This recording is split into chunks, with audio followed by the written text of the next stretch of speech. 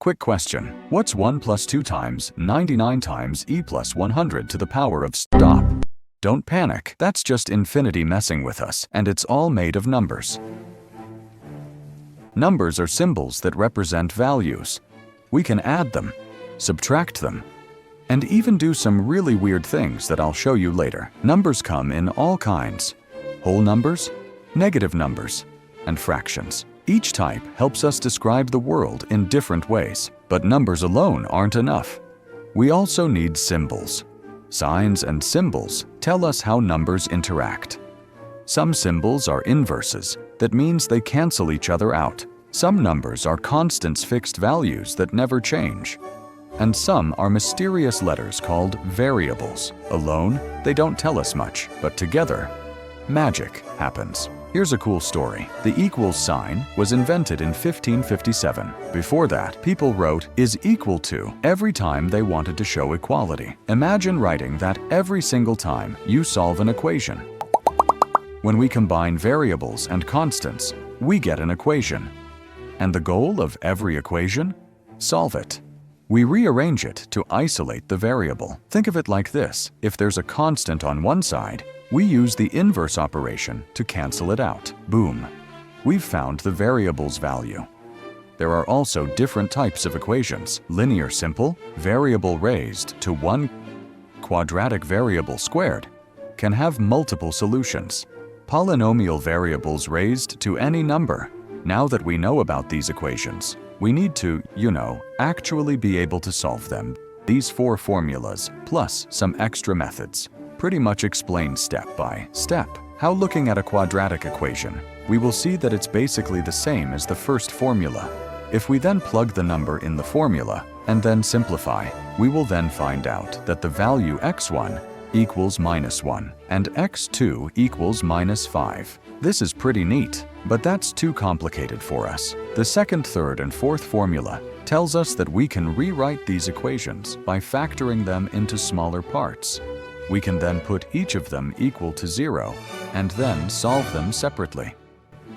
There is a twist here though. Not every equation will be this simple. They can also look like this, which are close to impossible to factorize. If you're not smart enough to come up with your own formula, you're going to have to use this one instead. Now, when it comes to the polynomial equation, things can get weird, except if you're 4 steps ahead and see that we actually can factorize the equation and again solve each of them separately.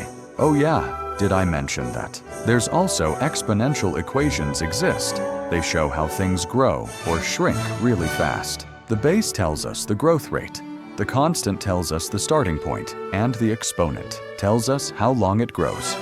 Numbers, signs, and symbols are just the beginning. Next time, we'll explore geometry, the logic of shapes, and the architecture of space. Geometry is the language of space. Everything you see around you, your phone, your room, the planet you're standing on, is just a bunch of shapes combined.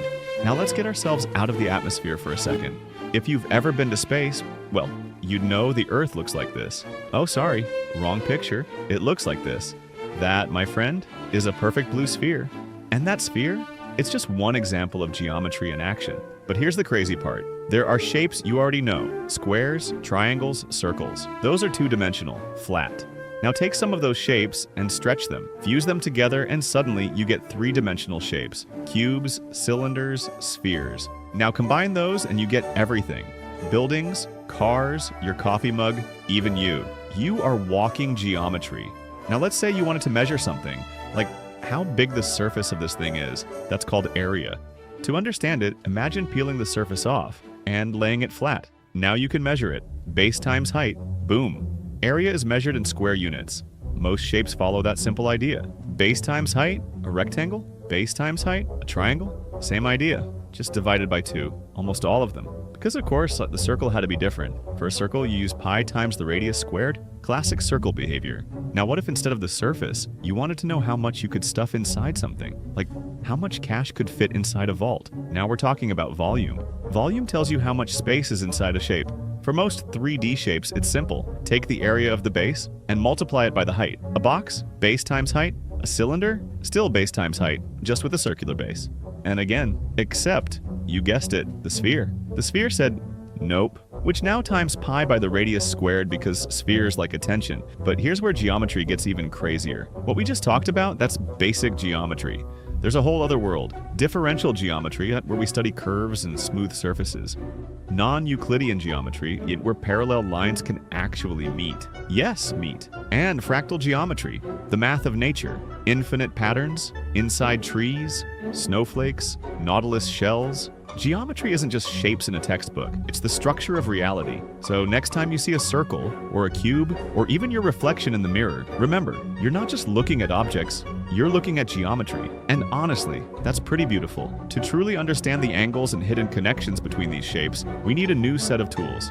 Okay, so Pythagoras gave us the hypotenuse, and then some Greek geniuses decided to label every side of a triangle like they were tagging luggage at an airport. Opposite, adjacent, hypotenuse. But here's the secret the math books don't tell you until chapter 4. Trigonometry isn't actually about triangles. It's about a circle having a midlife crisis. Today, we're going to turn triangles into waves and explain why sine and cosine are basically just the GPS coordinates for a point that can't stop walking in circles. Key thing to remember is this little circle, the unit, just means 1. 1 meter, 1 mile, 1 ego. It doesn't matter. The radius is 1. Now imagine you're standing at the center and you start walking out to the edge. Once you hit the edge, you start walking counterclockwise. Your position at any moment is defined by an angle, theta. But how do we tell a friend where we are on this circle without using a map? We use the trig trio. Look at this triangle inside the circle. The hypotenuse is the radius, so it's always 1. Now look at the horizontal side, the adjacent side. That's just the x-coordinate. Look at the vertical side, the opposite side. That's just the y-coordinate. If you use SOH ka to a, cos theta is adjacent over 1, which is just x. Sin theta is opposite over 1, which is just y, boom. Every point on that circle isn't just x and y, it's cos theta, sin theta. Cosine is how far left or right you are. Sine is how far up or down you are. That's it. That's the whole tweet. Now, we use degrees because they're easy, but mathematicians hate them because 360 is an arbitrary number. They prefer radians. A radian is what happens when you take the radius of a circle, turn it into a wet noodle, and slap it onto the edge of the circle. How many noodles does it take to get halfway around? 3.14 noodles. A Ka pi. To go all the way around? 2 pi. So when someone says pi over 2, they just mean, I've walked a quarter of the circle, or 90 degrees. Stop making it sound complicated, Pythagoras. If you take that up and down movement, the sine, and track it over time as the circle spins, you don't get a circle anymore. You get this, the sine wave. This wave is everywhere. It's the sound of my voice hitting your speakers. It's the AC electricity powering your house. It's the light hitting your eyes. Trigonometry is literally the language of anything that repeats. Your heartbeats? Wi-Fi signals? The annoying flickering of a fluorescent bulb? So, next time you see a triangle, don't just see 3 lines. See a circle waiting to happen. See a wave waiting to crash. And if you still don't get it, well, just remember, long line, big number, short line, small number. All that talk about graphs and functions? Yeah, it's finally time. We're talking calculus. A function is actually simple. You give it an input, it gives you an output. Like a vending machine, but for math. We write it as f of x, which basically tells us that for a certain input, x, we get a certain output, y. To join the special club of functions, their inputs and outputs need to either have a one-to-one relationship or a many-to-one relationship. Functions describe change in motion, temperature, money, or the rapid spike in your heart rate during a heavy set of deadlifts. When we draw a function on a graph, that line becomes a story. If it's straight, it's linear, calm, predictable, stable. And if it curves once, it's quadratic, meaning it has one turning point. If it curves multiple times, it's a polynomial. The higher the degree, the more dramatic the graph becomes. But this graph, doesn't it also have a turning point right there? No, that is an exponential function which, as you know, grows or declines exponentially, meaning it won't at any point turn around. Now let's say we have this function. We can't find out what the line does at x equals 2. What we do instead is that we find out what it does as it approaches 2. We can then plug in a number that is just over 2, which then gives us 4.1. And to prove we're right, we use a limit which gives us the number 4 now. When we have a function that will, dividing by 0, it becomes discontinuous. Continuous functions are functions that can be drawn without lifting the pencil of the paper. A Ka, they won't have any holes or gaps that break. Its flow discontinuous functions, which have the three states whole, jump, and infinite, are the total opposite. They couldn't think of anything worse than to stay in flow.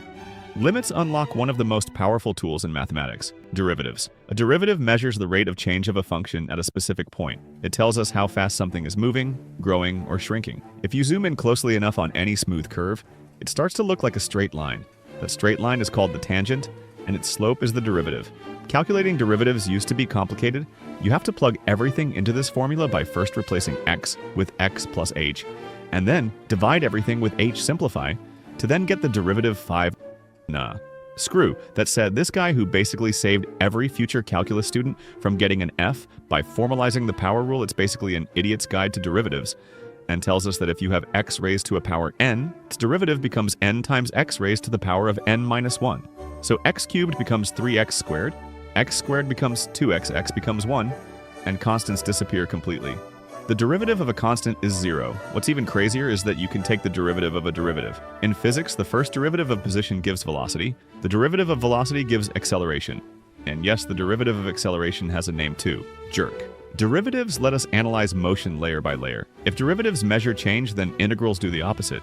They rebuild what derivatives break apart. Integrals measure accumulation. Imagine trying to find the area under a curve. You slice that area under the line into an infinite amount of slices. You can then calculate the area of each slice, add them up, and then get the whole area under the function. Now I know what you're thinking. Infinite rectangles, isn't that like impossible technically?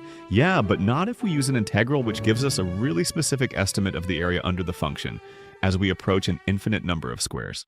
That process is an integral. Integrals are also called antiderivatives because they reverse differentiation. If the derivative of x cubed is 3x squared, then the integral of 3x squared is x cubed. But there's a twist. Since the derivative of any constant is 0, when we integrate, we can't know what constant might have been there originally. That's why we always add plus c. It represents every possible constant that could have existed before differentiation. When we calculate a definite integral between two values, those constants cancel out, leaving us with a precise area. Clean, elegant, and powerful. Calculus isn't really about numbers. It's about motion. It's about understanding how things change over time. From falling objects to planetary orbits, from population growth to the algorithms inside your phone, calculus describes the evolving patterns of the universe. It's not just math, it's the language of change.